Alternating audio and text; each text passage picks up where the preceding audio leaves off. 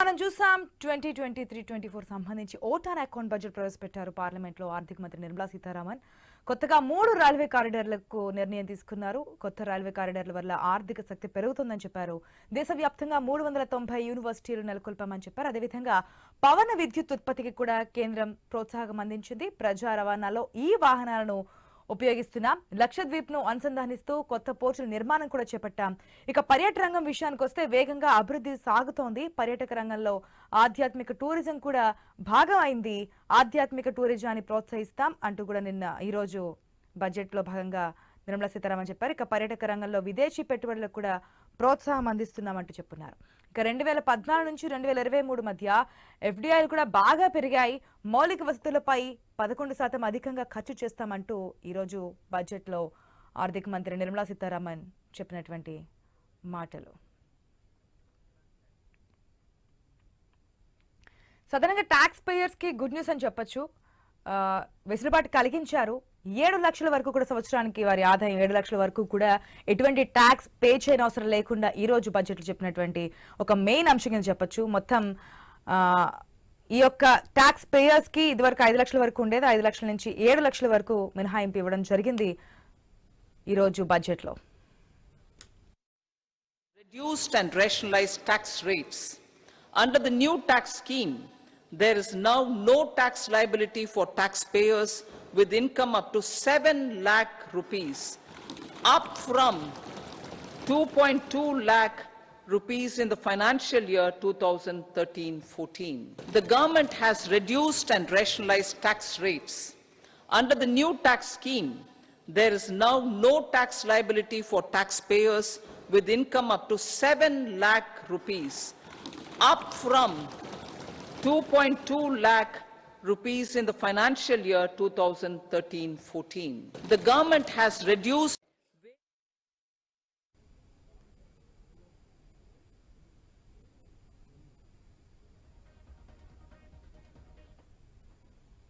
ఏ రంగాలు ఎంతవరకు ప్రోత్సాహాలు అందిస్తారని చెప్పి వెయిట్ చూసాం. ఎస్, వేతన జీవులకైతే ఓటు కల్పించారు. 7 లక్షల వరకు కూడా, అంటే వారికి సంవత్సర ఆదాయం 7 లక్షల రూపాయల వరకు ఉన్న వారికి పన్ను చెల్లించకుండా వెసులుబాటు అయితే కల్పించడం జరిగింది.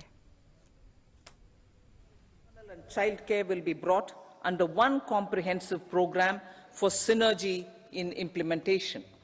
Upgradation of Anganwadi centers under Saksham Anganwadi and Poshan 2.0 will be expedited for improved nutrition delivery, early childhood care and development.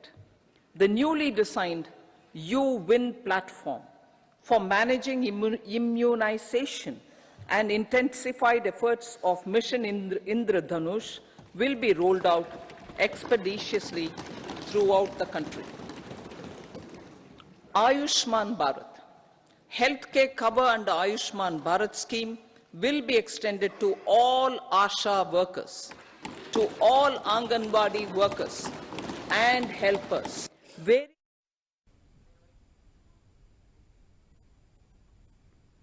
కేంద్రం ఓటాన్ అకౌంట్ బడ్జెట్ ప్రవేశపెట్టింది.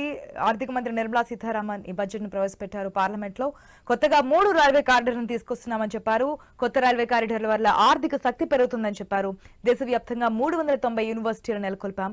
పవన విద్యుత్ ఉత్పత్తికి కూడా కేంద్రం ప్రోత్సాహం అందిస్తోంది. ప్రజా రవాణాలో ఈ వాహనాలను కూడా ఉపయోగిస్తూ ముందుకెళ్తున్నామని చెప్తున్నారు ఆర్థిక మంత్రి. ఇక లక్షద్వీప్ ను అనుసంధానిస్తూ కొత్త పోర్టుల నిర్మాణం చేపడుతున్నాం. పర్యాటక రంగంలో కూడా వేగంగా అభివృద్ధి సాగుతోంది. పర్యాటక రంగంలో ఆధ్యాత్మిక టూరిజం కూడా ఏర్పాటు చేస్తున్నాం. అదేవిధంగా వడ్డీలేని రుణాలు కూడా ఇస్తున్నామని చెప్పున్నారు. పర్యాటక రంగంలో విదేశీ పెట్టుబడులను కూడా ప్రోత్సహిస్తున్నట్టు ఆర్థిక మంత్రి నిర్మలా సీతారామన్ చెప్పినటువంటి మాట. యువత కోసం 1,00,000 కోట్లతో కూడా కార్పస్ ఫండ్ కూడా రిలీజ్ చేస్తున్నట్టు ఏర్పాటు చేస్తున్నట్టు చెప్పున్నారు. అదేవిధంగా ట్యాక్స్ పేయర్స్ మెయిన్ గా అందరూ ఎదురు చూస్తున్నటువంటి అంశం ఏదైనా వెసులుబాటు కల్పిస్తారని. సో 7 లక్షల వరకు వెసులుబాటు కల్పించినటువంటి పరిస్థితి మనం చూస్తున్నాం. Tax proposals in keeping with the convention, I do not propose to make any changes relating to taxation and propose to retain the same tax rates for direct and indirect taxes, including import duties. However, certain tax benefits to startups and investments made by sovereign wealth or pension funds, as also tax exemption on certain income of some IFSC units are expiring on 31/3/2024. To provide continuity in taxation, I propose to extend the date to 31.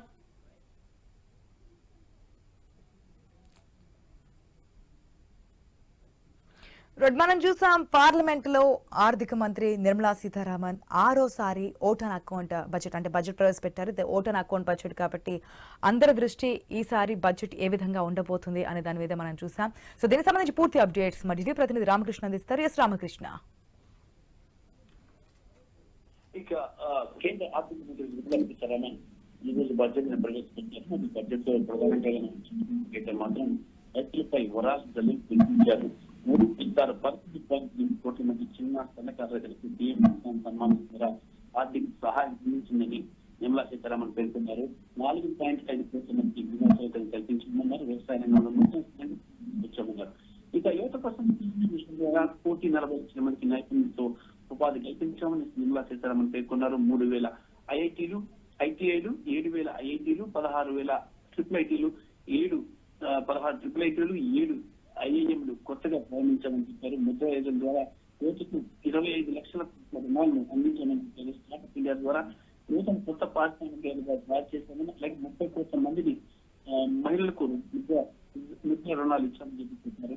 ప్రపంచం కొత్త సవాళ్ళను ఎదుర్కొంటుందని నిర్మలా సీతారామన్ చెప్తున్నారు. ప్రపంచంలోని అనేక ప్రాంతాల్లో యుద్ధ వాతావరణం, దేశాల మధ్య ఉద్రిక్తతలు కొనసాగుతున్నాయన్న ఇది ప్రపంచ వాణిజ్యానికి క్లిష్టతరం చేస్తున్నాయని చెప్పారు. ఇలాంటి అనేక కొత్త సవాళ్ళ మధ్య భారత్ నూతన మార్గాన్ని అన్వేషిస్తుందని, ముఖ్యంగా పశ్చిమాసియా, యూరప్ లో ఉన్న యుద్ధ వాతావరణం కొత్త సవాళ్ళను మనం ఊహించిందని ఈ సవాళ్ళను ఎదుర్కొని ప్రపంచాన్ని కొత్త మార్గంలో వెలిపిస్తారు పాత్రను భారత్ పోషిస్తుందని చెప్పి నిర్మలా సీతారామన్ చెప్పడం జరిగింది. మరి ఆత్మ నిర్భర్ భారత్ నిర్మాణంలో ప్రతి వ్యక్తి భాగస్వాములయ్యారు. మోడీ సర్కార్ అమలు చేసే సమ్మిళిత సంతులిత ఆర్థిక విధానాలు ఆర్థిక వ్యవస్థలో చివరి వ్యక్తి వరకు అభివృద్ధికి తీసుకెళ్తాయని చెప్పేసి పేర్కొన్నారు. ఇంటింటికి విద్యుత్, ఉపాధి, ప్రతి ఇంటికి తాగునీరు అనేవి సమ్మిళిత అభివృద్ధికి నిదర్శనమని కేంద్ర ఆర్థిక మంత్రి నిర్మలా సీతారామన్ పేర్కొన్నారు. సబ్కా సాత్ సబ్కా వికాస్ లక్ష్యంతో నరేంద్ర మోడీ ప్రభుత్వం పనిచేస్తుందని చెప్పారు.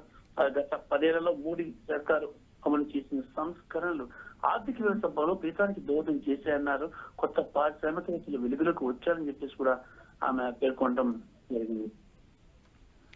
యువత గురించి, టూరిజం గురించి కూడా మెయిన్ గా మాట్లాడారు. అదేవిధంగా వేతన జీవులకు ట్యాక్స్ లిమిటేషన్ కూడా పెంచినట్టు తెలుస్తుంది కదా. స్కిల్ ఇండియా మిషన్ ద్వారా 1,40,00,000 మందికి నైపుణ్యం శిక్షణతో ఉపాధి కల్పించామని నిర్మలా సీతారామన్ చెప్పారు. 3,000 ఐటీఐలు, 7 ఐఐటీలు, 16 ట్రిపుల్ ఐటీలు, 7 ఐఐఎంలు కొత్తగా ప్రారంభించామని చెప్పారు. యువతకి ఆదుకోవడానికి, యువతను మంచి స్థితికి తీసుకెళ్ళడానికి, నిరుద్యోగం పెరగకుండా ఉండడానికి అన్ని తీసుకున్నామని చెప్పారు. దాదాపు 25 లక్షల కోట్ల రుణాలు కూడా అందించాం యువతకని చెప్పేసి పేర్కొంటుంది. స్టార్ట్అప్ ఇండియా ద్వారా యువతను కొత్త పారిశ్రామికవేత్తలుగా తీర్చిదిద్దామని చెప్పారు. 30 కోట్ల మందికి ముద్ర రుణాలు కూడా అందించామని కేంద్ర ఆర్థిక మంత్రి నిర్మలా సీతారామన్ చెప్పడం జరిగింది. ఇక మీరు చెప్పినట్టుగా పన్ను సంబంధించి చూసుకున్నట్టుగా అయితే ఇక ఈ 2014 ముందు ఆర్థిక వ్యవస్థ, 2014 తర్వాత ఆర్థిక వ్యవస్థ ఎలా ఉందో శ్వేతపత్రం ద్వారా సమూహం ఉంచామని చెప్పారు. 10 ఏళ్లలో ప్రత్యక్ష పన్నుల చెల్లింపుదారులు 3 రెట్లు పెరిగారు. పన్ను చెల్లింపుదారులు ప్రతి రూపాయిని దేశాభివృద్ధి కోసం ఖర్చు చేస్తామని చెప్పారు. కొత్త పన్ను విధానంలో 7 లక్షల లోపు ఆదాయం వరకు పన్ను రహితంగా పేర్కొన్నారు. కొత్త పన్ను విధానంలో 7 లక్షల లోపు ఆదాయం వరకు పన్ను రహితంగా పేర్కొన్నారు. పన్ను రేట్ల హేతుబద్ధతతో పన్ను చెల్లింపుదారులపై భారం తగ్గించామన్నారు. ఫేస్లెస్ విధానంతో పన్ను అసెస్మెంట్ లో పారదర్శకత, సత్వర రిటర్న్ చెల్లింపును, జిఎస్టీ విధానంతో పన్ను పరిధి రెట్టింపైంది. మరి సరాసరి నెలవారీ జిఎస్టీ ఆదాయం 1.66 కోట్లకు చేరింది. మరి జిఎస్టీ ముందున్నటువంటి విధానం కన్నా ఈ ఆదాయం చాలా రెట్టింపైందని చెప్పేసి చెప్పడం జరిగింది. అంతర్జాతీయ వాణిజ్యంలో కొత్త సంస్కరణతో జల, వాయు రవాణా మార్గంలో నూతన కంటైనర్ పోర్టులు ఏర్పాటు చేస్తుంటూ పేర్కొన్నారు. ఇక జై విజ్ఞాన్ జై కిసాన్ అనుసంధాన్ అనేది తమ ప్రభుత్వ లక్ష్యంగా పేర్కొన్నారు. నూతన పరిజ్ఞానం, మార్కెట్ వ్యవస్థ అనుసంధానంతో వ్యవసాయ రంగాలకు కొత్త ఆదాయ మార్గాలు సృష్టించినట్లు కేంద్ర ఆర్థిక మంత్రి నిర్మలా సీతారామన్ చెప్పారు. రైలు బోగులన్నింటినీ వందే భారత్ ప్రమాణాలతో మార్పు చేస్తామని చెప్పారు. రైలు మార్గాలు హై ట్రాఫిక్, ఐడెంటిటీ క్లారిడర్లో నూతన సౌకర్యాలను కల్పించామన్నారు. ఇక విమాన రంగంలో 2-3 తరగతి నగరాలకు కూడా కొత్త విమాన సర్వీసులు, మరి ఈ విమాన ఆర్డర్లే తమ దేశ విమానయాన అభివృద్ధిని తెలియజేస్తున్నాయని చెప్పేసి కూడా చెప్పడం జరిగింది. ఇంకా వ్యవసాయ ఉత్పత్తులకు విలువ జోడింపు, వృధాను అరికట్టి రైతులకు ఆదాయం చేకూర్చే మార్గాలను, పథకాలను కూడా అన్వేషించినట్లు పేర్కొన్నారు. 83 లక్షల ఎస్ఎస్జీల ద్వారా 9 కోట్ల మంది మహిళలకు ఆర్థిక సెల్ఫ్ హెల్ప్ గ్రూప్స్ ఆర్థికంగా ఉన్నత స్థాయి సాధించారని, 1 కోటి మంది లక్షాధికారులు మహిళలు అయ్యారని చెప్పి నిర్మలా సీతారామన్ తన బడ్జెట్ ప్రసంగంలో పేర్కొన్నారు. 2 కోట్ల నుంచి 3 కోట్ల మంది మహిళలు లక్షాధికారులు కావాలని తమ లక్ష్యంగా నిర్మలా సీతారామన్ పేర్కొనడం జరిగింది. ఇక చూసుకున్నట్టుగైతే దాదాపు రామకృష్ణ, టూరిజం గురించి కూడా ప్రత్యేకంగా ఈసారి బడ్జెట్ లో మనం చూస్తున్నాం. విదేశీ పెట్టుబడులు కానీ, టూరిజం సంబంధించి ప్రోత్సాహకాలు కానీ, వడ్డీ లేని రుణాలు కానీ, సో దాని గురించి ఇక టూరిజం సంబంధించి కానీ మనం చూసుకున్నట్టుగైతే టూరిజం రంగాన్ని కూడా బాగా అభివృద్ధి చేశారు. ప్రపంచ వ్యాప్తంగా కూడా మనం చూసుకున్నట్టుగైతే ప్రపంచంలో అనేక దేశాల్లో యుద్ధాలు జరుగుతున్నప్పటికీ కూడా వాటిని యుద్ధాల పరంగా ఉన్న సమస్యలను అధిగమించడంతో పాటు ఇక టూరిజాన్ని అభివృద్ధి చేయడానికి కూడా పూర్తిగా దృష్టి సారించారు. మరి ఈ దేశీయ టూరిజంలో కానీ, ఇంటర్నేషనల్ టూరిజంలో కానీ భారత్ ని ఉన్నత స్థాయిలో తీసుకురావడానికి అన్ని రకాల కార్యక్రమాలు నిర్వహించాము. అలాగే టూరిస్టుల సంఖ్య భారీగా పెరగడానికి అవసరమైనటువంటి డెవలప్మెంట్స్ కూడా భారతదేశంలో చేయడం జరిగిందని చెప్పేసి చెప్పడం జరిగింది. జనాభా, ప్రజాస్వామ్యం, ఈ బడ్జెట్ విషయంలో గవర్నమెంట్ కూడా, కేంద్రం కూడా ఆచితూచి అడుగు వేసి దీన్ని రూపొందించడం జరిగింది. 34 లక్షల కోట్ల ప్రత్యక్ష నగదు బదిలీ పథకంతో పేదలకు జనధన్ ఖాతాల ద్వారా అందించిందని నిర్మలా సీతారామన్ చెప్పారు. ప్రధానమంత్రి నిర్మలకు బహుముఖమైన విధానాలతో ప్రభుత్వం ఈ ప్రయత్నం చేసిందని చెప్పేసి కూడా ఆమె పేర్కొనడం జరిగింది. ఏదేమైనా సరే ఈసారి బడ్జెట్ లో కేంద్రం చేయాల్సినవన్నీ చేసింది, చెప్పాల్సినవన్నీ చెప్పింది. ఇక 2-3 నెలల్లో ఎలక్షన్స్ ఉన్నాయి కాబట్టి ఎలక్షన్స్ లో ఎలాంటి ఈ బడ్జెట్ ప్రభావం ఏ రకంగా ప్రభావితం చేస్తుంది కూడా మనం వేచి చూడాల్సిందే. రైట్ రామకృష్ణ.